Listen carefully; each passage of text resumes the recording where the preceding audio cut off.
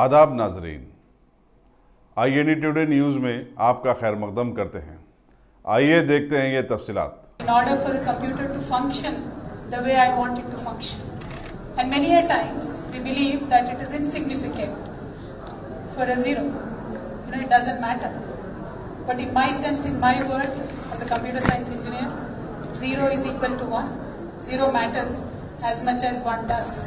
So in the same way, any one of us at times, will be feeling insignificant, we feel low, we believe at times that, what can I do, how can I contribute? I'm so small, I'm so tiny, I'm so insignificant, what can I do? But that's not the case. All of us, we could be a 0, we could be a 1, I believe all of us matter, and all of us need to take certain actions to matter more. And I believe, as a computer science engineer, since the world functions on zero sign 1, and 0 matters as much as 1 does, in this whole world, every single person matters and everything matters. And drawing inspiration from the Indian independence movement, if you can just look back what we have achieved in this country. There was a small tiny action triggered by the Britishers. They imposed a salt tax on us, right? And that salt tax united the whole of the nation. Earlier it was not so. India was just a concept. It was just a different states, many fiefdoms, many serfdoms, many small tiny kingdoms. But that small action of Britishers triggered the unity in the nation. And under the leadership of Mahatma Gandhi, all of us united. We fought, and this was in 1930, Salt March. And within 17 years, India got independence. The kind of trigger the salt tax acted as, it gave us freedom, it gave us independence. I mean, we could be looking up at a leader, but I look at it in the sense that when Mahatma Gandhi walked there, picked up the salt and held his hand high, that matters to me more than anything, and that mattered to Indians at that point of time. And that is why today I believe we are free. I mean, a small action, a small gesture taken up matters a lot. And drawing further, India is a place for various movements that we've seen. And I'm very proud to mention this next one. This is a movement led by women and inspired eco-friendly people across the world.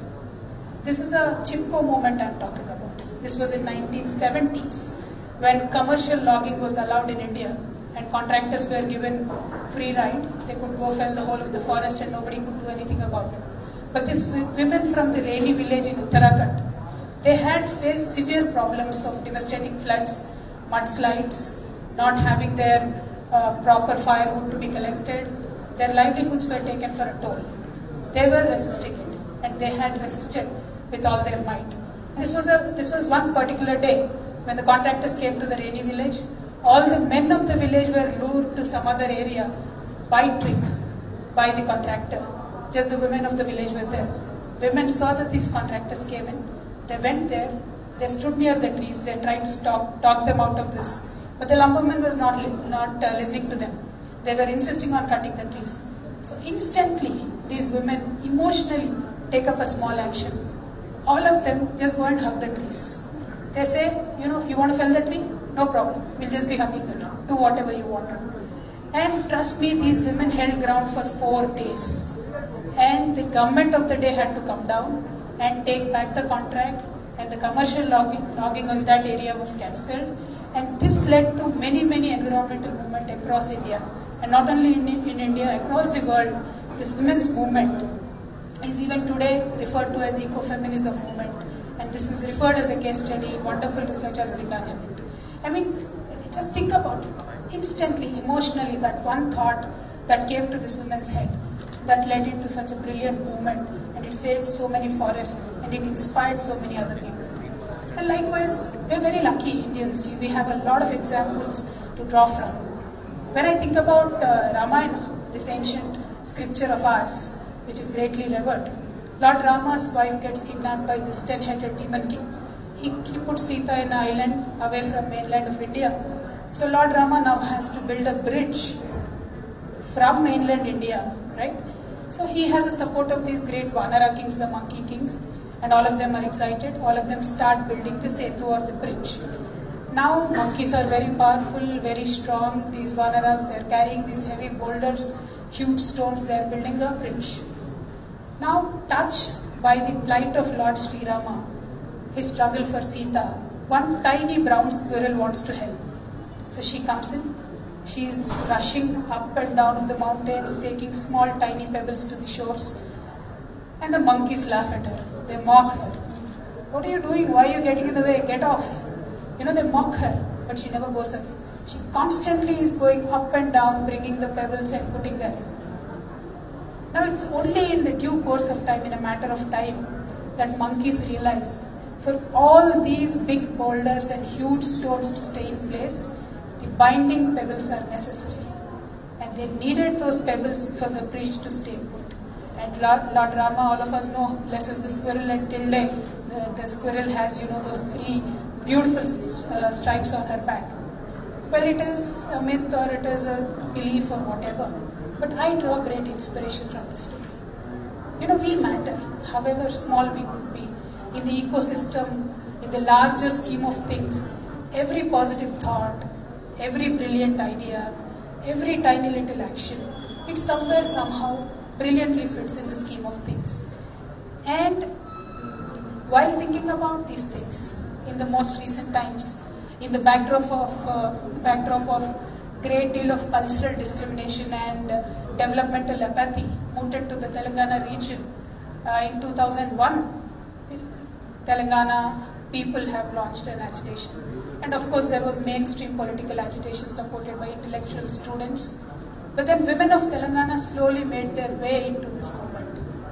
Very softly but surely,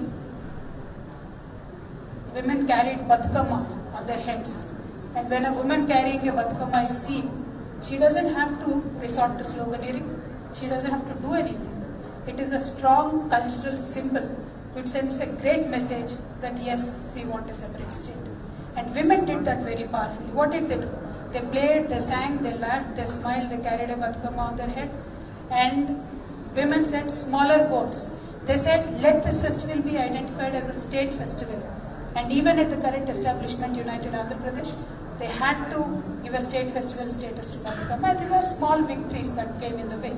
And then of course the state was eventually achieved in 2014. But then women played a greater role. And women always played a greater role in various wars, many movements across the world. Now when for me personally, if I have to draw some inspiration from Telangana movement and adopt them in solving the problems of the world, how do I do it? And why do I say I can solve the problems of the world? You know what happens? It's so funny.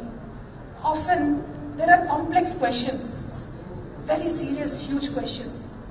But the answers are very simple. Complex questions don't have to have complex answers. Complex questions can have simple problems. Now what are the huge problems faced by the world? Inequality, poverty, climate change. Now climate change is a huge issue. But how can I as an individual do something about it? Can't I do anything about it? I can stop a tree from being felled. I can go plant a sapling. I can switch off my light. I can only use my AC when needed. I can do something in my own space. I don't have to be a tall leader. I don't have to be a Bill Gates to donate billions of dollars for research. I can do my own bit. What do I do? Remove inequalities in the world. I don't have to go to Africa, try to feed poor people there and have a photograph in the paper. I can just start by helping my own helper. I can eradicate poverty by donating if I have more than what I need. I can start doing things like how the squirrel did, like how the women in the Chipko movement did, like how everybody else in the world, where people's movement mattered, where minority voices mattered, when small positive actions mattered. Similarly, we can do and solve these various issues in the world. And I sincerely believe there are very many things the world can become a better place by going ahead and doing some small action. And just imagine this, if you are sitting in Varanasi, or maybe you are in Jerusalem, or maybe you are in Makkah, why are these places sacred? Are they sacred by themselves? I believe what you have in your heart makes them sacred. If you are happy, You see a happy picture, world around you looks rosy. If you are not happy, world looks very sad. If your heart is filled with hatred, you will not like what other people are saying.